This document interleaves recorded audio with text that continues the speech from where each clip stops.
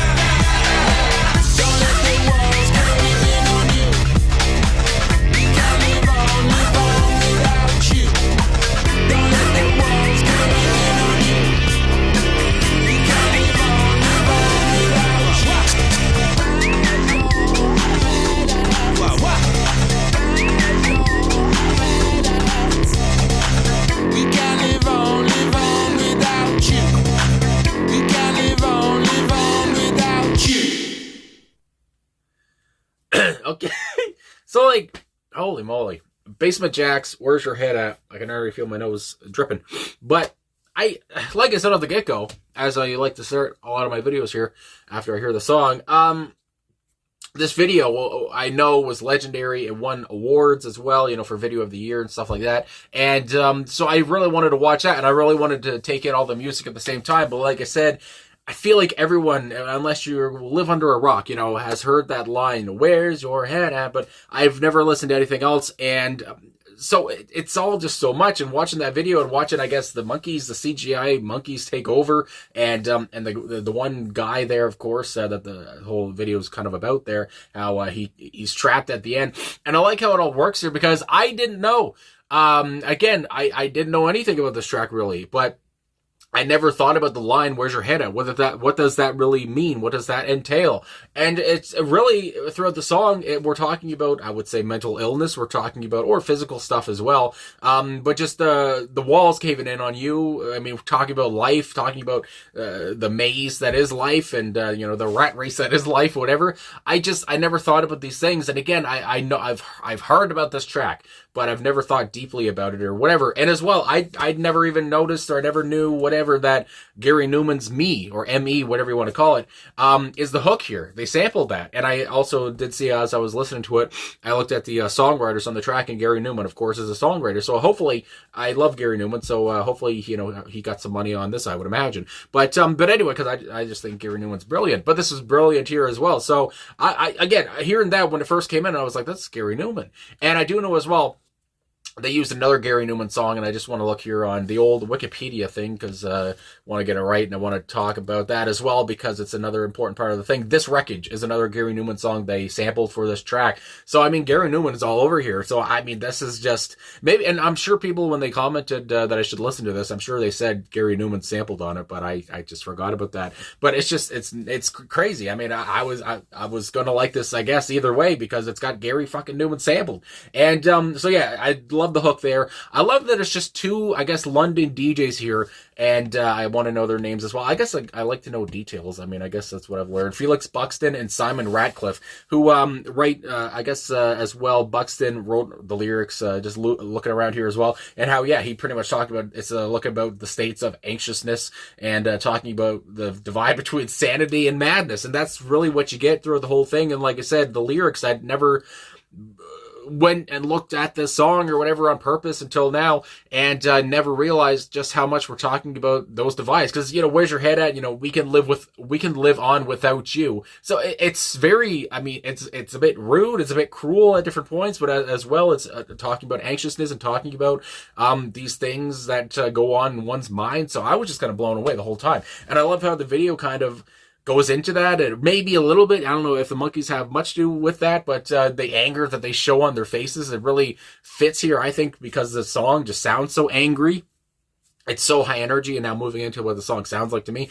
It sounds so angry, like I said, it sounds so high energy, it's so danceable, but at the same point, you don't really even, maybe you've never even, again, think about what it is about, because it's just so danceable, it makes you move, like it made me move here, and it just makes you want to, I don't know. It's a good song to listen to when you're feeling so futile, I would say. And another song that comes to mind, as I always like to say, with futility, is XCC, Complicated Game. There's the same kind of thing going on here as in that song, but it's just, I don't know. They made it so danceable, and they made it so energetic, and they made it so in your face and so punchy. And I don't know how you sit still listening to this, but yeah, I just love that that we're talking about anxiousness and all of these things, as I did not know that's what the song was about. Again, I don't know why I never thought about what that line, "Where's your head at?" really means, but obviously it's very important here. My goodness gracious. And I like as well, from what I've learned about the band here, they would use different singers you didn't even really ever hear of. And of course, Felix Buxton, Simon Ratcliffe were both on mixing and production on this album and on this track. And on lead vocals was, if I could find his name one more time here, my goodness gracious, talk amongst yourself, Damian Peachy was on lead vocals. And like you just mentioned, apparently nobody really knew who he was. So I just like that, you know, somebody just walking around and people don't even know that they know who he is because of his voice, but you might just never know his face because of that. But anyway, what a party this was. And I really got that sense of, like I said, anger, that sense of urgency, obviously, as well. It was just a good time as well. I mean, when you're really feeling down or whatever the hell. And I know that these guys opened up for Daft Punk a few times, and that, you know, they opened up around this time or whatever when the single came out. So, and that really fits. I mean, you talk about house music here, you talk about electronic music, obviously, hip hop as well, you could say. I mean, holy moly. So it just all works there to be around Daft Punk and stuff. So, I mean, hello. But and some punkiness there, too. I have seen them compared to The Prodigy, which again, I find that fits, too. And yeah, I mean, I love the songs I've listened to from The Prodigy. So, yeah. And a killer bass line as well. I got to say that much, too. I mean, if you have a killer bass line, you got a hook from Gary Numan, you're going to be happening. And that's what was going on here. I feel like I'm going on and on, but it's just because I just never looked into this track. I didn't know it was all about this stuff. And I forgot, or I didn't even know, again, because I only heard that one line. I didn't know it was so fucking urgent, and it was just so in your face again. I mean, it's all these feelings that people feel when they're, again, sad or depressed or whatever the hell it is, and you just want to bang your head against the wall. But anyway, my voice is going to be shot when I'm done this. We go on to the lyrics now, because why the hell not? I've mentioned most of the personnel, there you go. But with the intro, where's your head at? And I thought, I didn't even know either that the song was from 2001. I thought the song was from like the 1980s. So to me, I just love that. To me, it's like a callback. And it is a callback because we're taking Gary Numan samples from 79 and 80, I do believe. So anyway, it fits as hell. Where's your head at? Where's your head at? And just the repetition. Again, it's not about the lyrics here, really.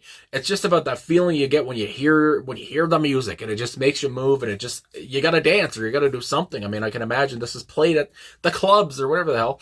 Then we have the pre-chorus. Damn right, where's your head at? I mean, much of the same. And like I said, where's your head at? I guess really we're talking about that in a mental sense, or just where's your head at in a basic sense, really. You know, how are you feeling? It could also be a way of saying that. And there you go there. When you get a little bit deeper, you got the chorus again, where's your head at? Where's your head at? And it's repeated on. Then we got the first verse. And yeah, I like I said, I've heard that chorus, but I've never heard the verses. So don't let the walls cave in on you. And I love the voice on it. Again, Damien here, I just loved his he had a little bit of a baritone to him, or just at least a harsh bite to it, and really worked out here for the anger in the track. Like I said, don't let the walls cave in on you. We can live on without you. So it's like, well, what the fuck? You know, don't tell us you're depressed. Don't tell us you're depressed, because we're not going to help you anyway. It's just like, Jesus. So yeah, just that futility there. And like Buxton, I do believe, said, as I mentioned in the quote earlier, it's about that thing between saying sanity and insanity, really. Don't let the walls cave in on you. You get what you give. That much is true. You get what you give. I mean, I think of the new Radicals, and yeah, you get what you give. I mean, that's a phrase that goes way back. That much is true. Just saying that is a true phrase. Of course, you get what you give. Don't let the walls cave in on you. You turn the world away from you. And you know, that's obviously not a good thing to do. But again, we're talking about where's your headspace? How are you feeling? Are you depressed? Are you sad? Whatever it is, don't let these walls cave in on you. Don't let life get you down too much. And, you know, everyone's trying to get through this thing called life, really. I mean, my God, then you get to the chorus again, and then you go into the second verse. You have now found yourself trapped in the incomprehensible maze. And I just think, again, the maze of life. I think about a person's mind that can become an incomprehensible maze, and can become a bad state of mind, of course. I mean, there you go. But can be a bad place to be. And that's what the song is really all about. And, you know, just wondering about where's your head at. And then as that's repeated on after that line. And then you go on, you'll know how to be. Where's your head at? You don't make it easy on yourself. So again, this person here seems to be hurting, and they're not very good at making it better. What you give is what you get. Is what you get. And much of the same. I don't feel I can go too much deeper into that line, because I feel like it's so self-explanatory. And again, that's a line that's been said so many times. You get what you get, and you get what you give. And if you don't give, you might not get. Anyway, and it might not be easier for you, and your problems might just continue on that are going on in your head. Then you got the bridge. I mean, my goodness gracious, I like the whoa, whoa, whoa. So that's very nice as well. And then we go on to the chorus, and the first verse once more, because why the hell not? The repetition is great. And then first verse once more, and then the outro. Where's your head at? We can live on without you. And again, that's just such a cruel line. We can live on without you. It's like, oh my goodness gracious. I mean, that wouldn't, that's a line that probably wouldn't want you to get better. You know, you're already trying maybe to get better, but then you realize, well, things just go on whether you're here or not. And it's just like, well, God dang. So anyway, like I said, did not know the lyrics were this poignant, this impactful. Knew the music was impactful, knew the music was going to be fucking nuts, but the lyrics were good too. They did not take a back seat here. I just did not know how much of a banger, as the kids say, this song would be. And I can't believe it took me this long to listen to the whole thing and to watch the video as well. And again, the video just keeps your attention too, and very entertaining. And watching the guy run away, and at the end he gets stuck anyway. So holy moly, just crazy. So anyway, hopefully I didn't go on too long there, but it was crazy to me. Everything was crazy. It was coming at you. And just that sound and Gary Numan sample, good God. Anyway, I guess that's all I got to say. So thanks for watching. Thanks for liking, subscribing, commenting. Sorry about the sniffling and stuff, but my God, woke up with a cold and here we are. So thanks for everything. I'll talk to you guys again soon.